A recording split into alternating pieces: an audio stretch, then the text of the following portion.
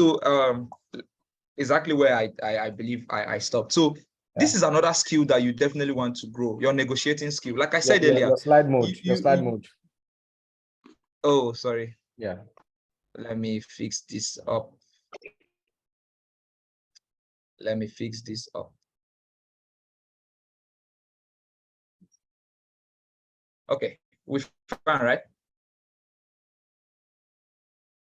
We're cool. We're cool. We're cool. Thank you. Okay. Okay, great. Yeah. So negotiating skills. So I was saying that the people you are dealing with in the technical space are people that really know their work. So I jokingly said that. I said they are proud guys, but not necessarily proud. Like just a joke. But what it means is that these are people that know their worth. They know their worth because they know how much they worth.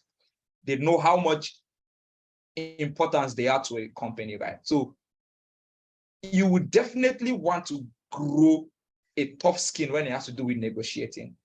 You definitely want to grow and know how to really convince people. I'll give you a very good story, right? I'll give you a very good story. But before I give you that story, the reason why you need to grow this skill is because I was saying that before my network pulled out, is that the people you are dealing with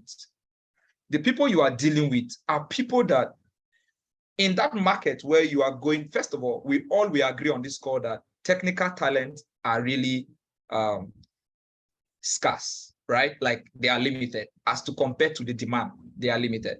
So the market where you are going to look for this limited talent is a market that you are not just competing with your fellow, I'll use the word local industry, in the sense that if you're working for a Nigerian firm, you are not just competing with Nigerian firms over this talent, right? So for example, you are working with ABC company in Nigeria. You are not just competing with DEF company in Nigeria. You are also competing with companies abroad in the US, in Canada, in Germany, and all the likes. You are competing for the same talent. So by the time somebody is interviewing with you, that person is the same time the person is interviewing with a company in Kenya, with a company in Rwanda, with a company in US, in Canada, and all that stuff.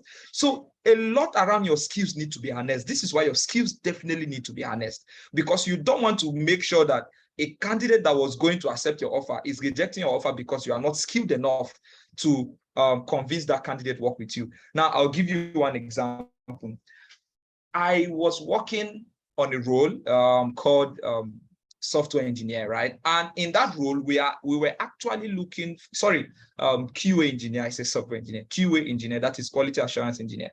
Now, in that role, we're looking for, because when you have to do with QA engineers, you either may be a manual tester or you work more with automation, right? So in that particular recruitment, the hiring manager wanted someone that is very good with manual, but he wanted someone that at least the person should be above average when he has to do with automation and all that stuff. Now, it was a little bit tough because most of the talent out there were really good with manual, but below average when it has to do with automation. Maybe because of the QA industry in Nigeria is still growing, right? We have great talent in it, but yeah, a lot of them work more with manual, right? A lot of them work more with manual. You just have a few of them that have had advantage, maybe where they are working, have make use of automation aspect of their QA testing. So they have grown that experience over time. So it was difficult. So most of the talents that I was getting, and even the ones that we say, okay, let's have them in an interview, we're not able to scale through when it has to do with the automation side of it. Then we did that interview until I finally got someone, and he did so well with the manual. In fact, with the manual, I would say he was near perfect. Then we went to automation. He did well, though he struggled, but he did well. And hiring manager said he's impressed because in all the candidates we have seen, he has been the one that has shown that, yes, though he's still not so strong with the automation, but definitely a little bit more fine-tuning will make him so good at that aspect. So we decided to bring him on. When I gave him an offer. So the story, I would definitely want to go in depth in this story, because just so we know why our skills need to be harnessed. When we gave him an offer, that same day he received another offer. And the difference is because our offer expected that he would be in the office in some days, that it was hybrid. But the other offer he had was full-time remote. So he called me the night and said, hey, Daniel, I don't think, because for me, anytime I work on a role and you come for my interview, automatically you thought to be my friend, share a contact, you can call me anytime. So he was like, hey, Daniel, I don't think I'll be accepting your offer. I said, why? He said, no, I don't have issue with your pay. Your pay is cool, but I just got another offer and it's full remote. And he's married. And he said, this is just what I need. And my wife is very excited about it. Bro, I cannot give up. Oh. I had to look for a way to convince him. This is where your marketing and negotiating skills come in. I had to look for a way to convince him. And one of the way that came to me was because I remember that after we had our interviews, especially the last stage of interview, he was very excited about the hiring manager that interviewed him. So he was telling me that, oh, the hiring manager is very, very good. That in fact, in his whole, and this is someone that is very, has about more than 5 years, about 5 to 6 years experience in QA. Right? He was telling me that since he came into this industry as a QA engineer, he has never met someone as good as this guy. That the kind of questions this guy was bringing, that some of those things he have not even heard of them. So he was just praising our hiring manager, that the guy is so good, that he really wished to work with this guy. So I remember that he has already given me a point as a marketer to hold against him, not to reject my offer. So when he was telling me that, oh, it's full remote, what did I tell him? I told him that, bro, see, remember, this guy that you met during an interview, this is someone that you'll be working directly with. Just imagine if you work with him for 6 months, how refined your own talent or your own skills will be around the QA industry. So when I spoke with him, giving him those reasons, that look at it, because you'll be working directly with this guy, and this guy is very good. Imagine working directly with this guy just for 6 months. Trust me, bro, all those things you felt like you don't know, you will definitely know them, and you'll be a hot cake in the industry. The guy, immediately I told that guy that stuff. He told me that, bro, don't worry, I'll call you back. Let me speak with my wife. And lucky for me, he called me the next day. Do you know what he said? Bro, what did you give me to eat? That was his response. Bro, what did you give me to eat? I said, guy, I didn't give you anything to eat, though. Just accept my offer and there will be peace. And that was how he went and accepted my offer. And today he's working with us, right? So you need to understand that if you are working as a technical recruiter, learn not to take no for an answer, especially when you have meet a very good talent. And where will you harness this skill? It is a skill that is embedded in marketers and salespeople. So you definitely want to align with these people and develop marketing and sales skills and negotiating skills. Know how not to take a no for an answer. Know how to, even when they tell you a no, know how to position your company at the limelight where they'll definitely want to say, okay, let me give it a try. Right? So this is another very important skill that we definitely want to take. So don't mind me for my story. I just needed to share that story so that we have that's more or less like a persuasion skill rather. Exactly. Yeah. Exactly. Because the truth is, if you work in the tech recruitment space, you will hear a lot of no. Yeah. So you definitely don't want to take all those no as a final answer, because if you take all those no as a final answer, trust me, you would take a lot of time to close a particular role. Some of the people that said no are currently working with me today. Some of them, not all, some of them said no, and I did my best, and their no was actually no anyway. So you just allow those ones go. But some of them that said no at the beginning, we had to find a way to say, bro, you could say yes. So, so that's it. So let's move to, I don't know if there's any, I believe that we've touched everything here. Let's just quickly move to the soft skills, or I call them the social skills of a technical recruiter. Number one is communication skills. You definitely want to harness your communication skills. You definitely want to speak in a way that people want to give you a listening ear. Now I will give you another aspect, another story. When I started out as well in technical recruitment, I realized that when I was doing my code messaging, right? My code messaging, code emailing, especially to senior engineers and those in the senior level, most of them turn to snub me. They don't reply my message. So I was asking myself, what was I doing wrong? What was I doing wrong? What was I doing wrong? I had to evaluate. Yeah, reasonable number of them were just, when I sent to try to give them reason to look into the role I have, they don't necessarily want to reply back. Or even if they reply, they really don't find it so interesting. Then I found out that I was being too, I'll use the word, I was being too formal and rigid with my poaching skill, with my code emailing and my code messaging. Then I realized that my communication was the problem. So I had to look for, because I have this technical recruitment guys that I follow online. So one of them, who happens to be someone that I follow big time to get new trends and all that stuff. So I said, no, I must find out why this thing is happening. And in one of his sessions which I attended, he made mention of communication skills. And I looked at it, I said, this is it. I've been too rigid. No, because then I was coming from consulting, right? I know in consulting, you need to be very, very professional in everything you do for those that worked in consulting. So I knew that was the issue. That was the problem. I needed to understand that I've come into a new industry, a new space. I need to align a lot around my communication.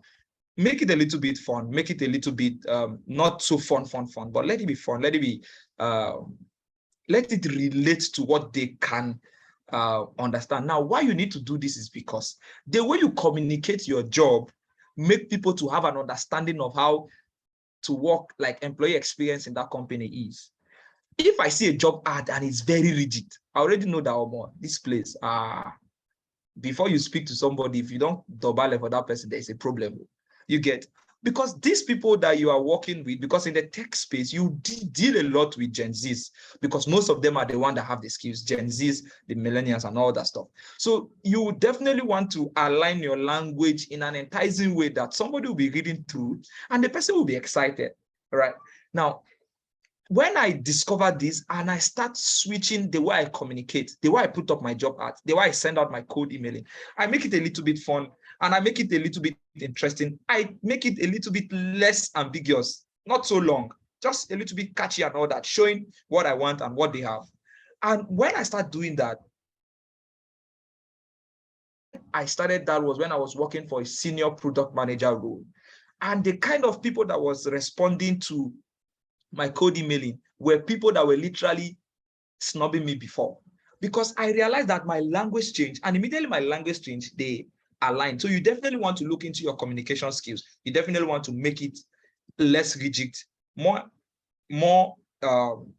entertaining, more catchy, right? And something that is very professional as well. But it is, I remember there was a code email that was sent to me one time, and the person went ahead to explain to me how he himself was pushed. And that was nice.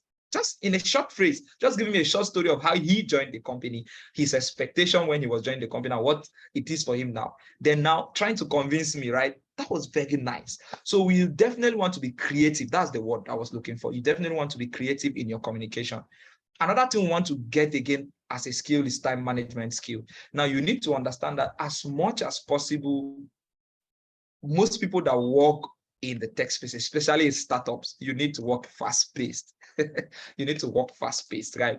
Now, as much as you want to bring quality, you want to also make sure that you are having the right talent on board. You definitely want to work around your time management skills, because a lot of things you'll be doing will be working on multiple roles at a time, right? So it's not like just working at a time. Most of the time, you'll be working on multiple roles. Maybe you're hiring a data engineer today.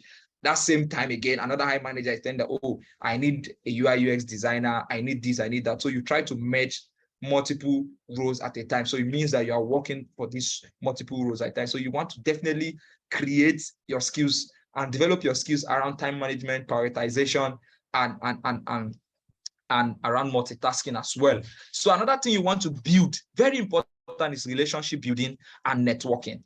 Now, I used to tell people, right, one of my biggest secrets in technical recruitment is networking and relationship building. Most of the time, some of the time, let me not say most of the time now, some of the time, the roles I close, I don't necessarily need to go to LinkedIn and start headhunting. some of the time it just end up me just picking my phone. I just look at the role and I know who to call. Say, oh, I know this guy working in maybe Flutterwave, or I know this guy working in Andela, I know this guy working with Decagon, or I know this guy working with InterSwitch, OP, and all the likes. So immediately I'm calling, hey bro, see, I'm looking for social talent. Is there any way you can recommend somebody in this space or in this with this language and all that? And people say, oh yeah, I have this guy. Just see if the guy fits in. And the guy sends you his CV and you realize that the CV is already what you're looking for. And by the time you call 2-3 people, and that's it. But you will not have this kind of privilege if you have not invested in building relationship. You need to invest building relationship around the tech space, right? So that you have the right people around you. So that sometimes there are some roles you are looking for that you just need to touch your network. You just need to touch your network. For me, most of the time, most of the guys that have run my candidates, they end up being my friends because of the way I associate with them during the interview stage. They end up being my friends. Most of them, we have done close friends that we even catch up out of work and all the likes, and we've already created relationship a lot. So this has helped me even in the recruitment space. So you definitely want to look in this. Networking. So sometimes as a tech recruiter, you are hearing that, maybe Paystack is doing meet and greet, or tech guys are doing meet and greet somewhere, they are doing an event somewhere, and you can attend. Go there and attend. What you need to attend is, by the time you go there, you attend, you definitely meet someone that you create a relationship with. That person will come handy for you tomorrow when you are looking for a particular role. So another thing you want to build again is confidence. I said this earlier when I was talking about knowledge, right? Because like I said, in the tech space, people will take you serious as much as you can speak their language. Now, people will also take you serious. Sorry, if you can speak a language in a space, you get confidence to speak it the more. You get confidence to have a discussion with people. You get more confidence in trying to convince somebody to probably look into what you are trying to sell. Now, when you are speaking to especially senior level engineers, senior level product managers, and all the likes, if you are speaking with them and they try to probe you by asking some certain questions, and they see you fidget, they just know that there's not so much confidence. There's a way it makes that discussion sour, and you see people start pulling out from your discussion, and you start losing out on top talents, right? So you definitely want to speak with confidence. You definitely want to make them understand that you know what you are doing, right? So that is why you want to spend your time to develop yourself around knowledge in the skill their language. So by the time you are speaking the person's language and the person understands that you know what the person is saying, it makes it easy for you, and it makes it easy for you to have confidence and not fidget, right? So definitely you want to look into that and build the right confidence around this. So we just move into challenges in technical recruitment. So before we move into challenges, I just want to make sure that we are all on this call and we are all aligned, because we are very quiet.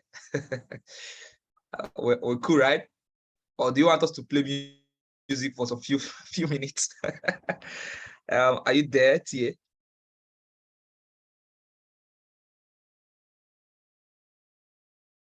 Hi, TA.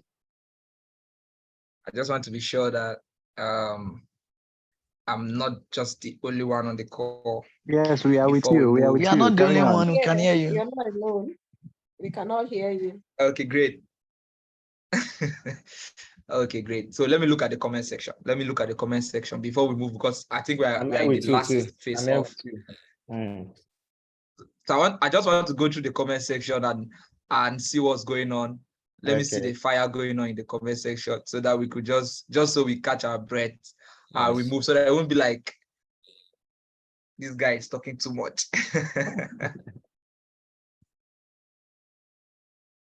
Okay, great. So I was about raising a cup and you were raising a cup. Should we just toast then? Should we? Let's toast. Let's toast. So one of the reasons why we should do this, you could see my Liverpool FC. We have a match today with Real Madrid. So I'm using my Liverpool FC just to make sure that we win our game today. Beautiful. Toast to success then. Yes.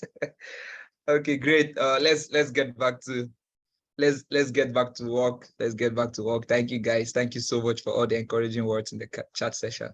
Let's get back to work.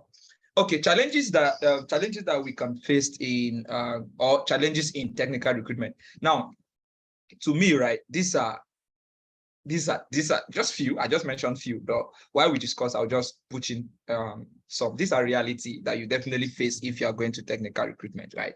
These are definitely real challenges you face. Now, number one of this challenge is shortage in qualified candidates.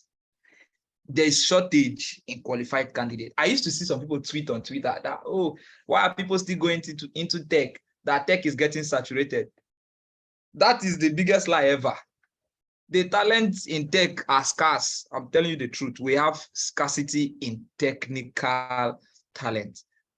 I'm saying it again. We have scarcity in technical talent. There's shortage.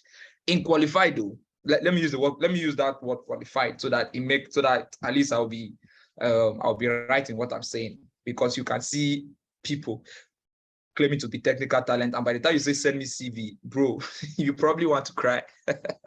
Right? So there's shortage in qualified candidates. Now, this is one of the challenges. That's why we are happy for startups or edutechs like Hot Schools, Decagon, Utiva, and all that stuff that are helping to build technical talent in Nigeria, right? We're definitely grateful for them, because yeah, they are helping us in the technical recruitment space a whole lot, because they are doing well to build talent by training and all that stuff in the technical space. So yeah, definitely shout out to them for what they are doing in that space. So another reason why we have shortage is because, like I said earlier, the people you are competing is not just Nigerian companies. You are also competing with foreign companies. And you need to understand that in the technical industry space, globally, Nigerian talent has been recognized for, like, they have been recognized for their top-notch skills.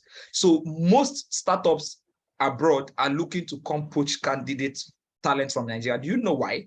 Because they feel like coming to Nigeria, they get it at a cheaper rate, even though they still pay them $1, unlike hiring somebody in the US, right? Or in UK and all that stuff. Yes, they still do those hiring, but they still feel like they still have, coming down to Nigeria, they will still have that level of expertise, right? And probably pay a little bit lesser, right? So for them, it is cost effective.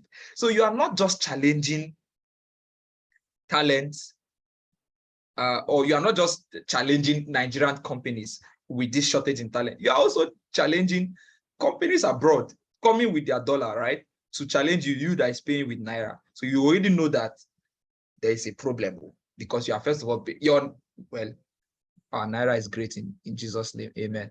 So let's guide us. So another thing we want to see that is another challenge in the technical recruitment space is identifying candidates. So with the right combination of technical and soft skill. Now, before we move to this, before I explain this, I would like to make you understand that most of the time, if you're looking for to hire certain skills, right, in technical recruitment, you realize that, for example, the one I always use example is UI UX. Anytime you put a job ad for UI UX, expect to have nothing less than 100 CVs. But by the time you go through those profiles, you probably will end up having 3 qualified product designers for your role, especially if you're looking for someone with 3 to 4, 5 years experience. You end up having 5. You end up having less than 10 after having more than 100 applications. Because why I say so is because that's one industry in the that's one ecosystem, one of the tech ecosystem that you have a lot of, I'll use the word newbies, like people tend to go into product design almost every day, right? So you have a lot of fresh people that just came out from training institutions and they're looking for jobs. So by the time you put up job ad, even when you state 4 years or 5 years, all of them will apply, right? And by the time you start going through to start picking, you now realize that you just have very few. So there's high level of shortage of very experienced guys. This is one of the reasons why companies have decided to carry out graduate trainee program for tech talent, because they want to train their own talent, make them better, so that they can also grow to becoming those experts that they are looking forward for to hire in the market. And even at that time, it becomes cheap for them. So identifying candidates with the right, somebody said something? Okay. Identifying candidates with the right combination of technical and soft skill.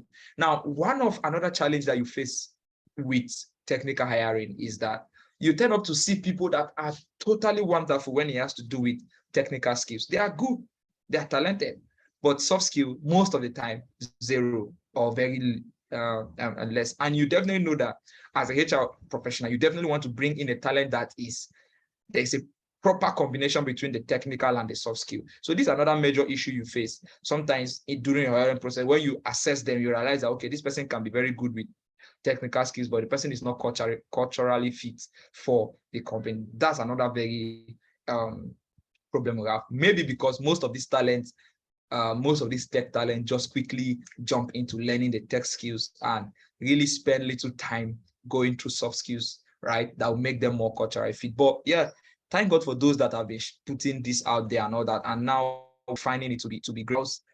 Spouse allowance. So you see, all those things, they come up with different pegs. Different companies come up with different pegs that will make the competition for this talent tougher. So you see that there is high competition in this space. So definitely as a technical recruiter, you don't want to make it to be like it is out of your own lack of skills that is making you not to get those talents, right? So you definitely want to harness your skills because the competition is there. Probably you want to say pressure tiwa. The competition is there for real. So there's top competition in for top talent in the technology industry, right? Especially for startups, right? That probably have limit in how much they can pay, limit in how much they can really pay because of the availability.